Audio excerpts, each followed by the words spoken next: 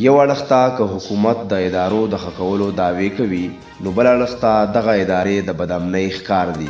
نن ضلع سوات میګوره ګراسي ګراوند مکنباغ کې د KMU له طرفه مقرر کړی شوی د وابډا اسسټنټ لاینمین ټیسټ د سټاف له وجې د بدامنۍ ښکار شو، ولې چې د ټیسټ ټایم 7 بجې ورکړی شوی و او د سټاف د سستۍ له وجې دغه ټیسټ په 12 بجې هم شروع نه شو او دغه ټیسټ په نورو سنټرو کې په 9 بجې شروع شوی و. د دغې له وجې د ټیسټ ورکوونکو سټوډنټانو دا وینا وه چې موږ سهار په 7 بجې حاضر شوي وو او تر اوسه پورې 12 بجې موږ ته ټیسټ رانه کړی شو. د سوري د نشوالي له وجې سټوډنټانو په کورسو ماتولو مجبوره شو چې پکې ډېرې کورسۍ هم ماتې شوې.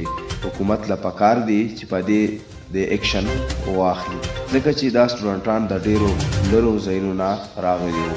د سټوډنټانو دا وینا ده که چیرې حکومت په دې څه اکشن وانخیستو نو موږ به په احتجاج مجبوره شو او په سړکونو کې به احتجاجي مظاهرې کوو. طاهر امین طاهر، نوی غږ، اګرا.